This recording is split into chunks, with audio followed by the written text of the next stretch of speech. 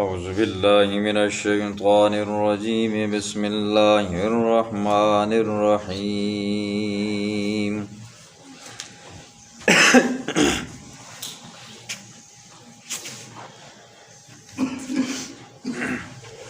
الم یروا کم اہلکنا من قبلہم من قرن مکناہم فی الارض ما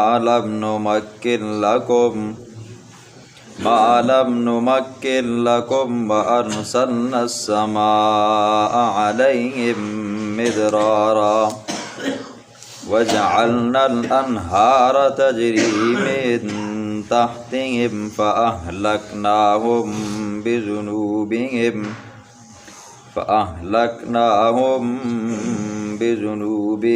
وأنشأنا من بعدهم قرنا آخرين صدق اللہ العظیم۔ کل کے درس میں اللہ رب العزت نے معاندین کا بیان تھا۔ آج اللہ رب العزت ایسے لوگوں کے سوالوں کو بیان فرمائیں گے۔ آج کے درس میں تین سوالوں کو بیان ہوگا۔ پہلی آیت کے اندر اللہ رب العزت نے سابقہ امتوں کے حال کو بیان فرمایا۔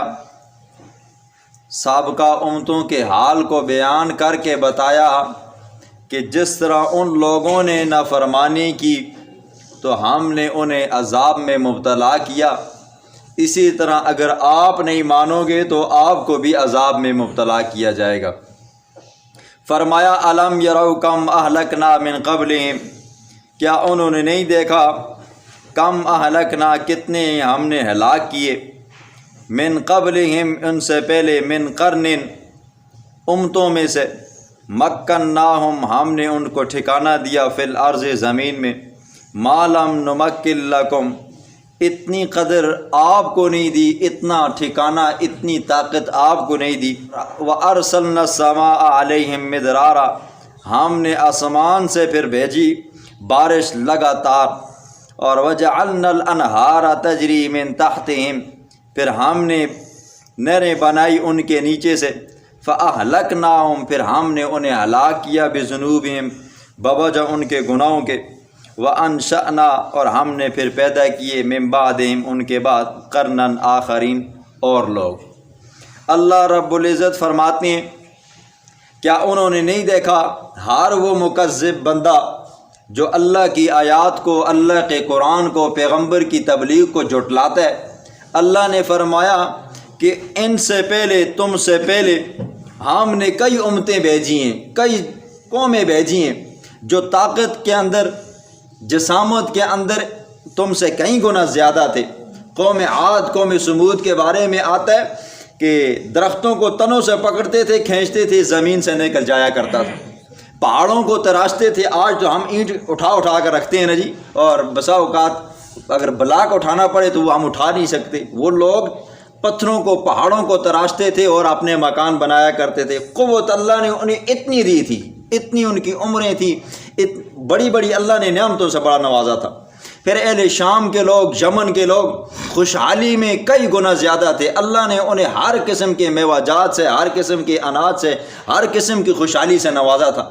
اللہ فرماتے ہیں جتنی ہم نے ان کو نعمتیں دیں، طاقتیں دیں، باوجود نعمتیں ہونے کے، باوجود طاقتیں ہونے کے، جب ہمارا عذاب آیا نا، ان کو ان کی یہ طاقت کام نہ آئی، ان کو ان کی طاقت نہ بچا سکی، نہ ان کی خوشحالی ہی انہیں عذاب سے بچا سکی۔ اگر آپ بھی نافرمانی کرو گے تو آپ کو بھی ایسے ہی عذابوں میں مبتلا کیا جائے گا جیسے کہ پہلی امتوں کو کیا گیا۔ اگلی آیت کے اندر اللہ رب العزت نے منافقین، مشرکین اور کفار کے سوال کو بیان فرمایا۔ کفار یہ سوال کرتے تھے، اعتراض کرتے تھے۔ انہوں نے کہا کہ اگر آپ اللہ کے سچے پیغمبر ہو تو آپ آسمانوں پہ جاؤ، اور جانے کے بعد وہاں سے اللہ سے پوری ایک کتاب لے کر آؤ، اور ہم دیکھیں کہ یہ اللہ ہی کی کتاب ہے جی، اب آپ آتے ہو ہمارے پاس، یہ دو تین آیتیں بولتے ہو، آپ کہتے ہو ہمارے پاس فرشتہ آتا ہے، ہمیں اس پر یقین نہیں ہے، لہٰذا پوری کتاب اللہ سے ایک بار لے کر آؤ تاکہ ہم آپ کی بات مان سکیں۔ جیسے کہ صورت بنی اسرائیل کے اندر پورے ان کے یہ سوالوں کا نشست ہے جی۔ تو یہ پہلا سوال ہے، ہم آپ کی بات تب مانیں گے جب آپ آسمانوں سے پوری کتاب لے کر آؤ۔ تو اللہ فرماتے ہیں میرے پاک پیغمبر ان کا یہ سوال بھی بطور ضد اور خواہ مخواہ تنگ کرنے کے، کیا وَلَوْ نَزَّلْنَا عَلَيْكَ کتابًا، اگر ہم اتاریں علیہ کا آپ کے اوپر کتاباً پوری کتاب، فی قرطاس کاغذ پہ لکھی ہوئی، فَلَمَسُوهُ اور پھر یہ لوگ اپنے ہاتھ لگائیں اس کو چھوئیں کہ یہ حقیقت میں کتاب ہے، تو لَقَالَ الَّذِينَ پھر یہ لوگ کہیں گے ان ھذا الا سحر مبین، یہ بھی بڑا یہ بھی جادو ہے۔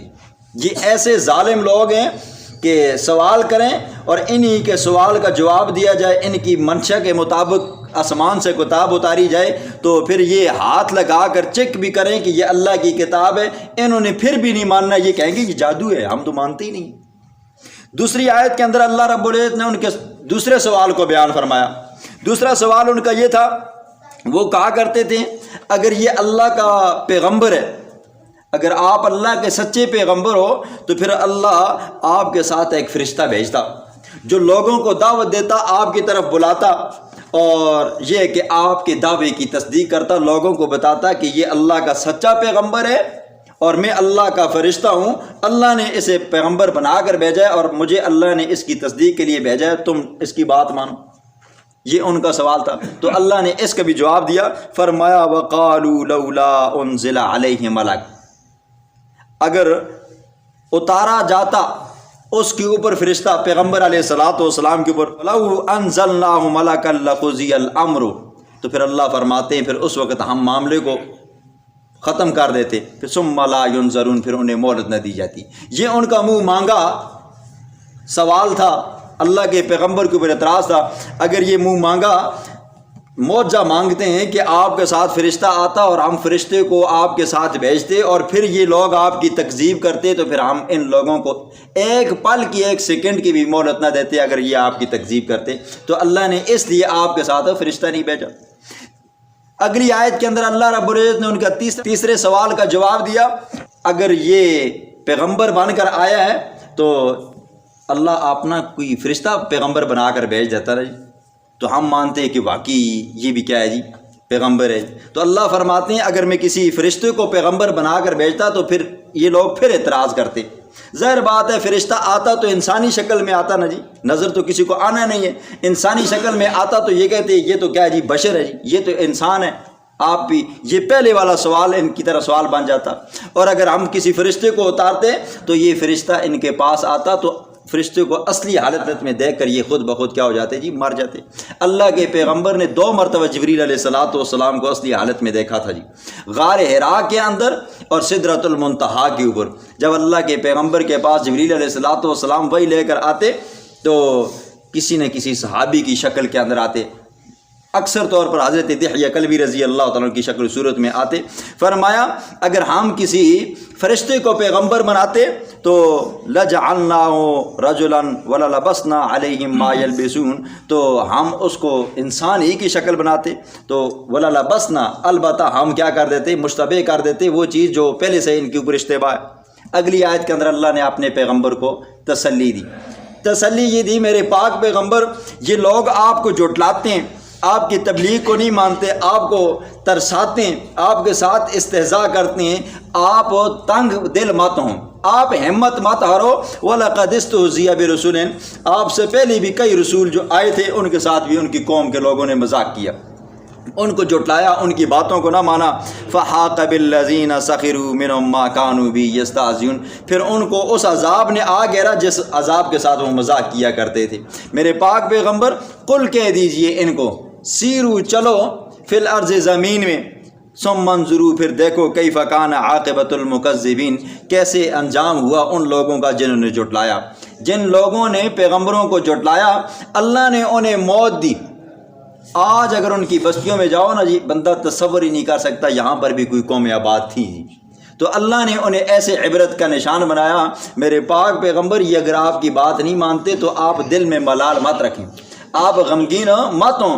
آپ سے پہلے بھی رسولوں کے ساتھ یہ ان کی قوم کے لوگوں نے ٹھٹے مذاق کیے ہیں، یہ اگر آپ کے ساتھ کرتے ہیں تو یہ کوئی نئی بات نہیں ہے۔ آپ اپنا کام جاری و ساری رکھیں۔ اعوذ باللہ من الشیطان الرجیم، بسم اللہ الرحمن الرحیم۔ قل لمن ما فی السماوات والارض قل للہ كتب على نفسه الرحمة ليجمعنكم إلى يوم القيامة لا ريب فيه صدق اللہ العظیم۔ کل کے درس میں اللہ رب العزت نے اپنے پیغمبر کو تسلی دی اور مشرکین کے کفار کے 3 سوالوں کے جواب دیے۔ پھر آخر میں فرمایا کہ تم پیغمبر کو جھٹلاتے ہو، میری کتاب کو جھٹلاتے ہو۔ جنہوں نے میرے پیغمبروں کو جھٹلایا، میرے پیغمبروں کی لائی ہوئی شریعت کو جھٹلایا، میرے پیغمبروں کے اوپر اتاری گئی کتابوں کو جھٹلایا، ہم نے انہیں عذاب میں مبتلا کیا۔ یقین اگر نہ آئے تو قل سیروا فی الارض، زمین میں چل کر دیکھو توحید کا انکار کرنے والوں کا اور پیغمبروں کو ستانے والوں کا اور پیغمبروں کے ساتھ مذاق کرنے والوں کا انجام کیسا تھا۔ اللہ نے انہیں عذاب میں مبتلا کیا۔ آج اللہ رب العزت اپنی توحید کو ثابت کرنے کے لیے ایک ایسی عقلی دلیل دیں گے جس کو مد مقابل بھی مانتے ہیں۔ علماء کی اصطلاح کے اندر اس دلیل کو کہتے ہیں دلیل توحید عقلی علی سبیل الاعتراف من الخصم، کہ مد مقابل بھی مانتا ہے کہ واقعی یہ کام کرنے والا اللہ ہے۔ فرمایا قل، میرے پاک پیغمبر اعلان کیجئے، لمن ما فی السماوات والارض، جو کچھ آسمانوں میں ہے، جو کچھ زمینوں میں ہے۔ آسمانوں میں تارے ہیں، ستارے ہیں، سیارے ہیں، چاند ہے، سورج ہے۔ زمینوں کے اندر انسان ہیں، حیوان ہیں، نباتات ہیں، ہر قسم کے چرندے، پرندے، سبزیاں، سب کچھ یہ کس کے لیے ہے جی؟ اللہ کے لیے۔ میرے پاک پیغمبر آپ ان سے پوچھئے زمینوں آسمانوں کا مالک کون ہے؟ جو لوگ اللہ کا انکار کرتے ہیں، اللہ کی توحید کا انکار کرتے ہیں، میرے پاک پیغمبر آپ ان سے سوال کریں کہ یہ زمینوں آسمانوں کا مالک کون ہے، تو یہ لوگ آپ کو جواب دیں گے زمینوں آسمانوں کا مالک کون ہے جی؟ اللہ ہے، نہ کوئی پیغمبر ہے، نہ کوئی اور ہستی ہے۔ اور اگر شرم اور حیا کی وجہ سے، اور اگر یہ ہے کہ ناک کٹنے کی وجہ سے یا دباؤ یا لالچ کے بغیر ان کے اوپر کوئی ایسا دباؤ نہیں ہے تو وہ اپنی زبانوں سے اقرار خود کریں گے کہ زمینوں آسمانوں کا مالک کون ہے جی؟ اللہ ہے۔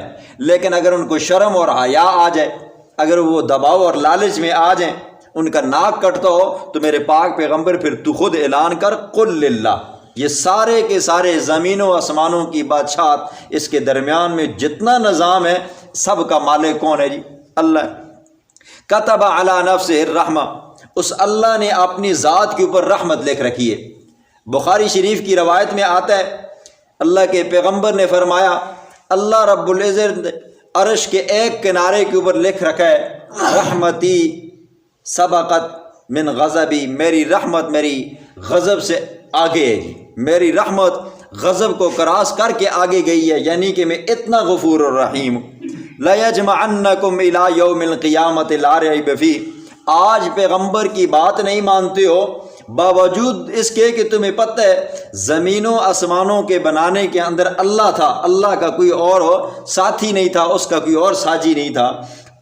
اگر اس بات کے اقراری ہو تو پھر آخرت تو اچھی ہے، لیکن اگر انکاری ہو لا یجمعنکم، البتہ ضرور بضرور ہم تمہیں جمع کریں گے، الی یوم القیامت، قیامت والے دن، لا ریب فیہ، اس میں کسی کو شک نہیں ہے، اس میں کسی کو شک نہیں ہے۔ دیکھو جی دنیا میں کئی قسم کے لوگ آپ کو ملیں گے جی، کوئی قرآن کا انکار کرتا ہوگا جی، کوئی ہمارے پیغمبر کا انکار کرتا ہوگا، کوئی کسی اور پیغمبر کا انکار کرتا ہوگا، لیکن موت ایک ایسی چیز ہے نا جی جس سے کسی قسم کا کافر بھی انکار نہیں کرتا ہے۔ تو فرمایا کہ لَيَجْمَعَنَّكُمْ إِلَىٰ يَوْمِ الْقِيَامَةِ لَا رَيْبَ فِيهِ، ہم تمہیں جمع کریں گے قیامت والے دن جی، مرنا تو ہے ہی ہے۔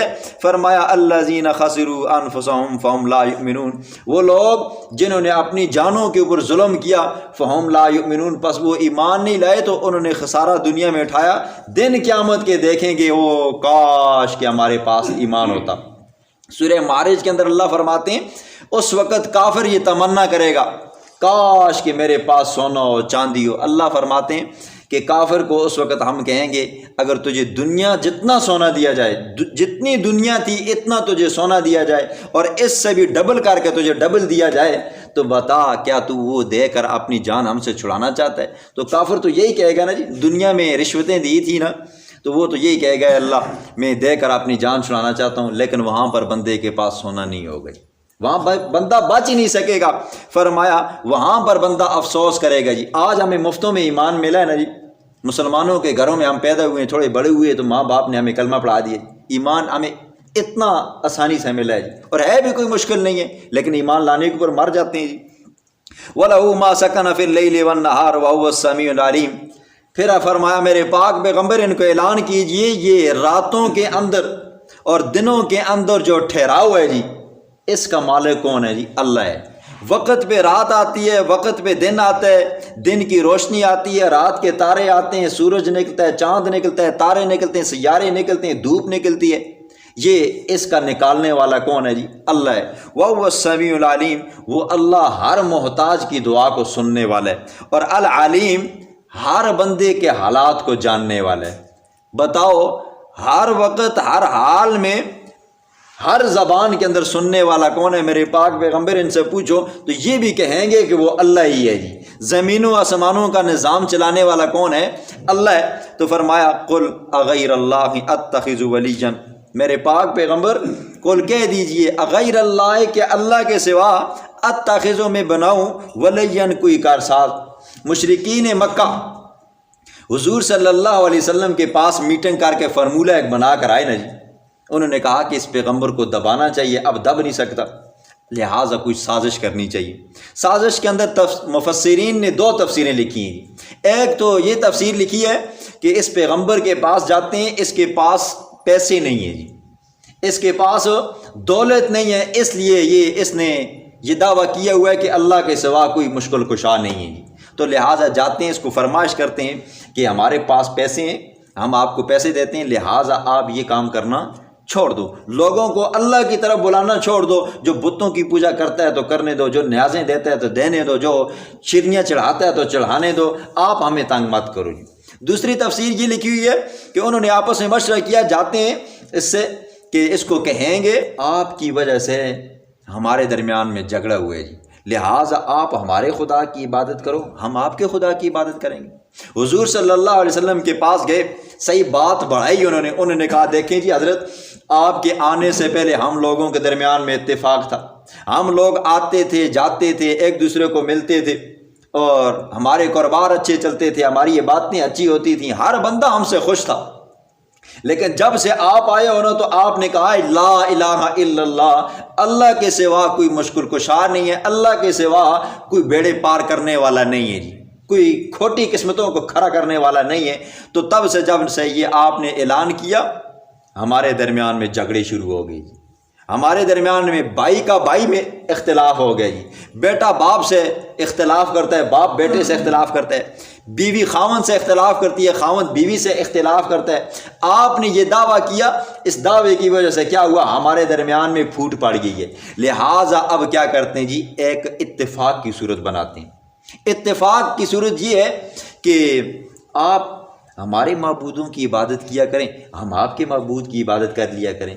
تو اللہ نے اپنے پیغمبر کو فرمایا قل کہہ دینا میرے پاک پیغمبر اغیر اللہ، کیا اللہ کے سوا اتخذ میں بناؤں ولیجن کوئی کارساز، جس اللہ نے مجھے بنایا فاطر السماوات والارض، آسمانوں کا پیدا کرنے والا، والارض زمینوں کا پیدا کرنے والا اللہ ہے، وَهُوَ يُطْعِمُ وہ ہمیں کھلاتا ہے، وَلَا يُطْعَمُ وہ خود نہیں کھاتا، جو ہمیں کھلاتا ہے خود نہیں کھاتا، تو کیا ہم اس کو چھوڑ کر تمہاری معبودوں کی عبادت کریں؟ پھر وہ لوگ جنہوں نے حضرت موسیٰ کو الہ بنایا، حضرت عیسیٰ کو الہ بنایا، تو حضرت عیسیٰ بھی کھانے والے تھے جی، حضرت موسیٰ بھی کھانے والے تھے، ہمارے اپنے پیغمبر کھانا کھانے والے تھے جی، ان کے بعد آنے والے مجتہدین، محدثین، فقہا، اولیاء، اللہ والے، بڑے بڑے علماء، بڑے بڑے بزرگ، بڑے بڑے پیر، یہ کھانا کھاتے تھے۔ جب کھانا کھاتے ہیں، ان کو قضائے حاجت آتا ہے، بیویاں بچے ہیں، ان کو پریشانیاں لائق ہوتی ہیں، تو پھر یہ الہ کیسے بن سکتے ہیں؟ قل کہہ دینا میرے پاک پیغمبر، انی امرت، مجھے حکم دیا گیا ہے، ان اکون اول من اسلم، میں پہلا فرما بردار بندہ بن جاؤں، اور ولا تکونن من المشرکین، اور میں اللہ کے ساتھ شرک کرنے والا مت بنوں گی۔ یہ اللہ نے مجھے حکم دیا ہے کہ ابتداءً سب سے پہلے آپ نے فرما برداری کرنی ہے، اور آپ نے شرک نہیں کرنا، نہ عقیدے کے اعتبار سے میری ذات اور صفات میں کسی کو شریک ٹھہرانا ہے، نہ افعال کے اعتبار سے، نہ عملاً جی۔ عقیدہ یہ ہے کہ اللہ کے ساتھ کوئی اور بھی معبود ہے جی، فعل یہ ہے کہ یہ چیزیں اللہ نے حرام کی ہیں تو ہم نے فلاں بزرگ کے نام پر دی ہیں تو وہ یہ حرام ہوگی، نہ عملاً، نہ فعلاً، نہ اعتقاداً اللہ کی ذات اور صفات میں شریک نہیں کرنا۔ فرمایا قل کہہ دینا میرے پاک پیغمبر، انی اخاف، میں خوف محسوس کرتا ہوں، ڈرتا ہوں، ان عصیت، میں اگر رب کی نافرمانی کروں۔ اللہ کا پیغمبر کیا کہتا ہے؟ ان کا جو مطالبہ تھا، انہوں نے کہا آپ بھی ہمارے معبودوں کی عبادت کریں، ہم آپ کی بھی معبودوں کی عبادت کریں گے، مسئلہ گول مول ہو جائے گا، تو نہ لوگوں میں اختلاف ہوگا، نہ کچھ نہ کہاں ہوگا، اس طرح آپ کا دین بھی چلتا رہے گا، ہمارا دین بھی چلتا رہے گا۔ اللہ کے پیغمبر نے فرمایا مجھے خوف ہے اپنے رب سے، عذاب یوم عظیم، بڑے دن کے عذاب سے۔ کل اللہ کے دربار میں پیش ہوں گا، اللہ نے مجھے جو حکم دیا تھا میں نے اس کی نافرمانی کی ہے، تو مجھے اللہ کے عذاب سے کون بچائے گا؟ فرمایا من یصرف عنہ یومئذ فقد رحمہ، اس دن جس بندے کو اللہ کے عذاب سے چھٹکارا مل گیا، فرمایا فقد رحمہ، تحقیق اس بندے کے اوپر رحم کر دیا گیا۔ جو بندہ دن قیامت کے اللہ کے عذاب سے بچ گیا، جہنم سے بچ گیا، وہ بندہ کامیاب ہو گیا۔ وذالک الفوز المبین، یہ بڑی کامیابی ہوگی۔ اور بچے گا وہ بندہ جس نے دنیا کے اندر اللہ کی باتوں کو، قرآن کی باتوں کو، پیغمبر کے فرمان کو مانا اور زندگی پیغمبر کے طور اطوار طریقوں کے اوپر گزاری، تو وہ بندہ بچے گا۔ جس بندے نے اللہ کے بھی حق مارے اور پیغمبر کی شریعت کی بھی دھجیاں اڑائیں، وہ بندہ بچ نہیں سکے گا۔ اللہ رب العزت ہمیں محفوظ فرمائے جہنم کے عذاب سے۔